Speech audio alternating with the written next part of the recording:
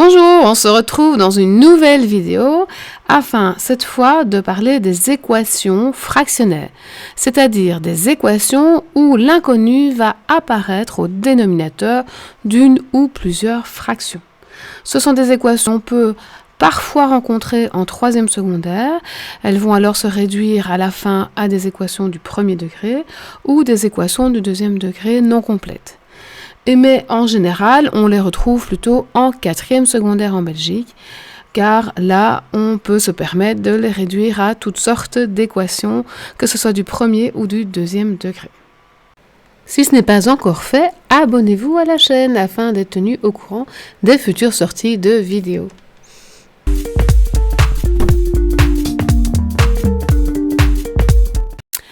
Et nous voilà donc avec un premier exercice que nous allons résoudre ensemble. On voit donc bien l'inconnu au dénominateur de plusieurs fractions. Alors, comme l'inconnu est au dénominateur et qu'on ne connaît pas la valeur de l'inconnu, il y a un risque que là où les solutions de l'exercice rendent les dénominateurs nuls. Donc nous devons nous assurer que ça n'arrive pas en posant ce qu'on appelle des conditions d'existence.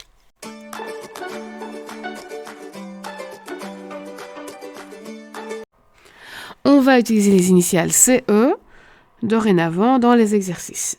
Alors, allons-y. Les conditions concernent chacun des dénominateurs, donc nous allons les écrire. La première concerne celui-ci.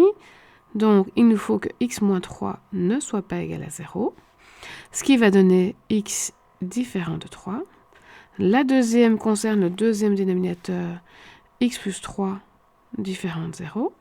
Donc, x sera différent de moins 3. Nous voyons que le quatrième dénominateur correspond à la situation ici, donc c'est déjà fait.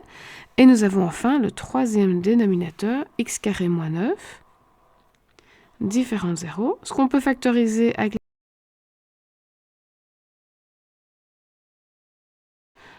que l'on peut factoriser avec les binômes conjugués en x moins 3 fois x plus 3, différent de 0.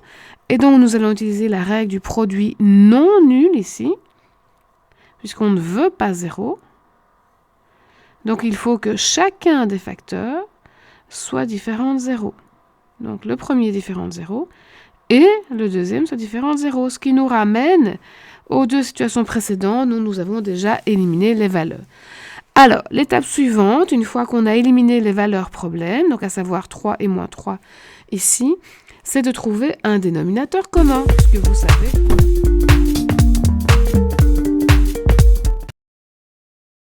Alors, pour y voir plus clair, on va regarder de quoi sont composés chacun des dénominateurs. Donc, il faut qu'on trouve les facteurs numériques ou du premier degré qui composent chacun des dénominateurs. Celui-là, c'est déjà clair, hein, le facteur, c'est x-3. Je vous rappelle qu'une barre de fraction fait office de parenthèse. Donc ici, j'ai une parenthèse. Au-dessus aussi. Même chose là. Et si je regarde le dénominateur de la deuxième fraction, j'ai x plus 3, facteur du premier degré. Ah, j'arrive au troisième dénominateur, et là, j'ai x carré moins 9 que nous savons factoriser en x moins 3 fois x plus 3, donc je l'indique. Comme ça, je vois les deux facteurs qui composent x carré moins 9. Ces deux facteurs comprennent exactement les deux dénominateurs précédents, donc c'est parfait. Et enfin, celui-ci se retrouve ici, hein, d'accord, mais donc ce n'est pas un nouveau facteur. Donc finalement, je cherche un multiple qui contient tous ces dénominateurs, mais je cherche le plus petit multiple, on appelle ça un PPCM, même si on travaille avec des polynômes. Et donc le PPCM ici, ce sera x-3 fois x plus 3. Donc c'est ce que je vais choisir comme dénominateur commun dans la suite. Et donc je vais traduire chacune des fractions de façon à ce qu'elles s'écrivent de façon mathématiquement équivalente avec le nouveau dénominateur que je vais choisir. Voilà, donc je vais écrire ce nouveau dénominateur, x-3 fois x plus 3, et c'est ce que je veux pour toutes les fractions. Alors, je vais les regarder une à une pour voir ce que j'ai dû faire comme transformation pour passer de ce que j'avais à ceci. Donc, regardons la première fraction. Son dénominateur, c'est x-3. Moi, je veux arriver à x-3 fois x plus 3. Donc, ça veut dire que je dois multiplier par x plus 3. Ceci se multiplie par x plus 3. Mais donc, ce que je fais en dessous, je dois le faire aussi au-dessus pour garder une fraction équivalente. Je regarde la deuxième, j'avais x plus 3, mais je veux x plus 3 fois x moins 3. Donc, ça veut dire que j'ai multiplié ici par x moins 3. Ce que je fais en dessous, je dois le faire au-dessus. Je regarde celle-ci, x carré moins 9. C'est en fait x moins 3 fois x plus 3, donc c'est ce que je veux. Donc tout est bon, donc je n'ai rien à changer, je peux déjà directement mettre le numérateur tel quel. Alors ici, qu'est-ce que j'ai? X moins 3, même situation que là, ça veut dire que je dois multiplier par x plus 3. Je n'oublie pas qu'il y a des parenthèses sous-entendues ici, hein, et au-dessus, je multiplie par x plus 3 pour garder une fraction équivalente. Donc maintenant, nous allons réécrire tout ce que nous avons transformé. Donc nous avons ici au-dessus x plus 3 fois x plus 3, c'est-à-dire que nous avons x plus 3 au carré, plus x moins 3 fois x moins 3, ça veut dire x moins 3 au carré, 21 plus 9 fois x plus 3. À partir du moment où on a une égalité entre deux fractions et qu'elles ont le même dénominateur et que nous avons posé les conditions d'existence, nous pouvons simplifier les dénominateurs. Et donc, nous calculons ce que nous avons trouvé. Nous avons trouvé x plus 3 au carré, ce qui va donner x carré plus 9 plus 6x, hein, le carré d'une somme. Puis ensuite, le carré d'une différence, x carré plus 9 moins 6x, égale de l'autre côté 21 plus 9x plus 27. Alors, je calcule tout ça. Je vois que ceci, ça s'en va. Donc, je me retrouve avec 2x carré plus 18. Et de l'autre côté, j'ai 9x plus 48. Hop, je vais tout mettre dans le premier membre. Et je vais avoir 2x carré moins 9x. Et je vais avoir 18 moins 48, ça va faire moins 30. Je me retrouve avec une équation du deuxième degré complète. Donc, je vais utiliser le discriminant delta. Si vous avez des soucis avec le discriminant, allez revoir les équations à son sujet. Alors, allons-y. Le coefficient A, 2. Le coefficient du premier degré, moins 9. Et le terme indépendant, 30. Le calcul du delta, b carré moins 4ac, delta que certains appellent au 0, et ça nous donne 81 moins 4 fois 2 fois 30, autrement dit 81 moins 240, nous allons avoir un delta négatif, ce qui signifie que cette équation est impossible. Et donc la solution pour cette équation, c'est l'ensemble vide. Voyons un deuxième exemple.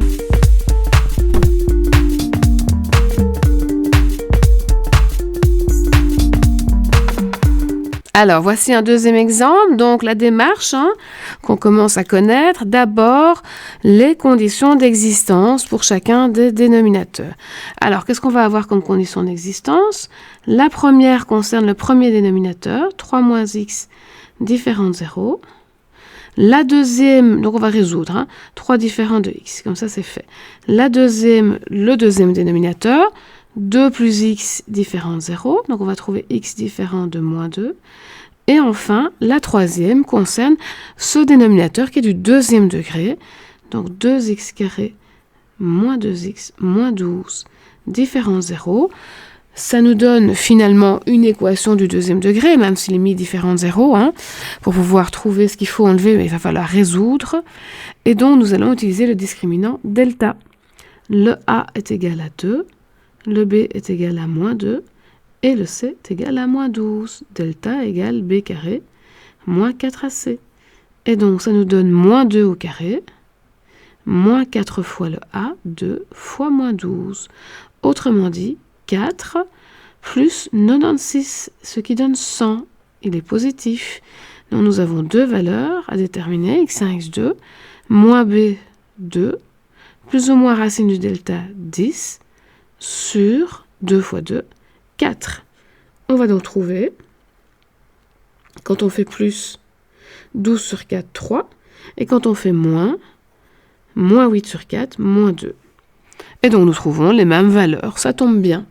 Mais nous trouvons encore quelque chose d'intéressant en plus, le fait que nous pouvons, avec ces valeurs, factoriser le polynôme.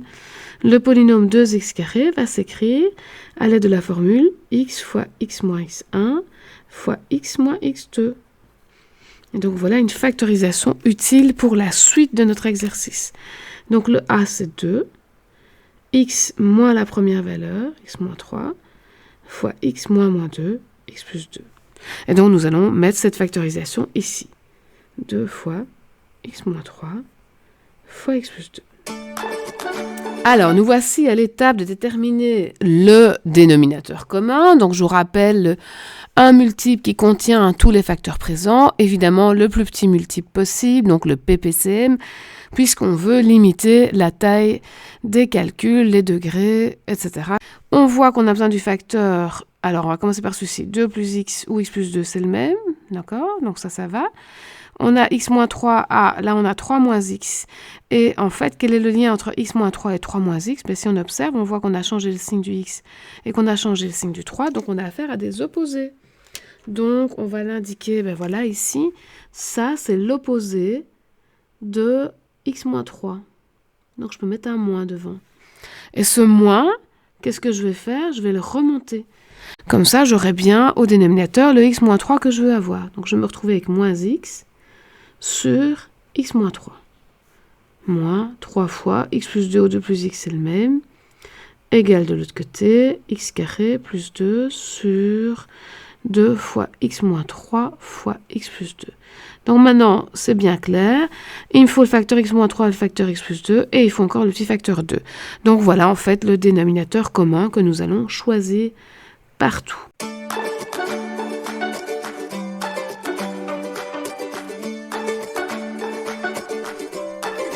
Et donc, que faisons-nous comme transformation? N'oublions pas que chaque barre de fraction fait office de parenthèse. Voilà. Donc, qu'est-ce qu'on fait ici au x-3? On doit le multiplier par x plus 2 par 2. Donc, c'est ce qu'on va faire. Fois 2 fois x plus 2. Donc, ce qu'on fait en dessous, on doit le faire au-dessus. Fois 2 fois x plus 2 et fois le moins x. Ici, on a le x plus 2. Donc, on doit aussi faire fois 2 et fois x moins 3. Donc, on le fait au-dessus aussi. Donc, fois 2 et fois x moins 3. Ça, c'est déjà bon. Donc, on peut le recopier tel quel. Et donc, en dessous, on va recopier les nouveaux calculs. Donc, ça nous fait moins 2x fois x plus 2. Moins 3 fois 2, 6 fois x moins 3. Et de l'autre côté, c'est correct. Maintenant qu'on a bien fait les CE, qu'on a bien réduit au même dénominateur, on a le même déno, on peut le simplifier. Et donc, nous devons calculer moins 2x fois x plus 2 moins 6 fois x moins 3 est égal à x carré plus 2. On a ici la simple flèche, on avait là la double flèche. Alors, on distribue, donc ça fait moins 2x carré moins 4x moins 6x plus 18 moins x carré moins 2 égale 0. On a tout rassemblé dans le premier membre. Pourquoi est-ce qu'on fait ça? Pour avoir une équation réduite du deuxième degré. Alors, moins 2x carré et moins x carré, ça fait moins 3x carré. Moins 4x moins 6x moins 10x. Plus 18 moins 2, ça nous fait plus 16 égale 0. Et donc, c'est une équation du deuxième degré complète. Nous allons utiliser le discriminant delta. Cette équation, alors, nous allons avoir a égale moins 3, b égale moins 10 et c égale 16. Donc notre discriminant delta, c'est b carré moins 4ac. Autrement dit, c'est moins 10 au carré 100. Moins 4 fois moins 3 fois 16. Autrement dit, 100 fois 3, plus, donc 192. Donc on se retrouve avec 292 qui est positif, mais qui n'est pas un carré parfait. Et donc on va trouver x1, x2 égale moins b10, plus ou moins racine carrée de 292.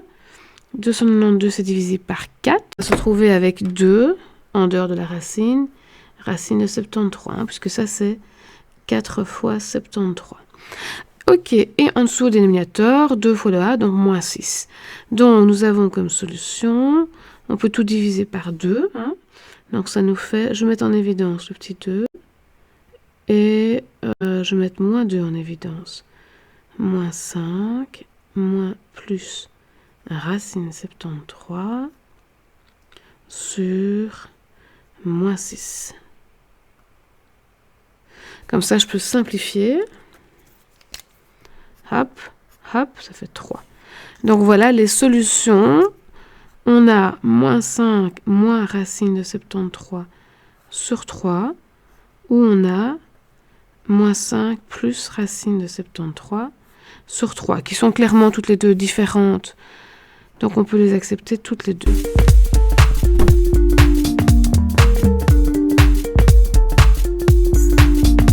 Voilà, alors ici on se trouve une situation toute sympathique dans le sens où les solutions sont clairement acceptables, mais on pourrait avoir une situation où on trouve une des deux valeurs ou les deux valeurs qui sont les valeurs à éliminer.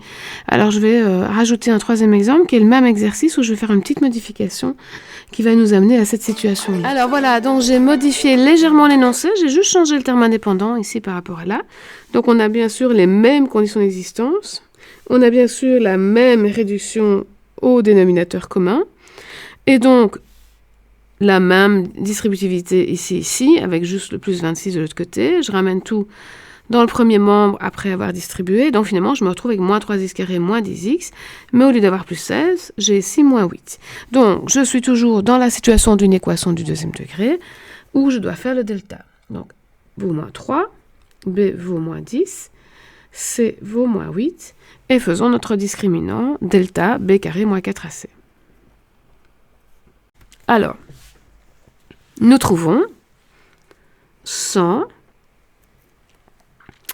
moins 32 moins, donc ça fait moins. Il y a 3 moins. Le moins de la formule, le moins qui est là et le moins qui est là. Donc ça nous fait 96, donc delta vaut 4 qui est positif. x1, x2, cette fois, sont égaux à quoi? 10 plus ou moins, puisque c'est moins b. Hein.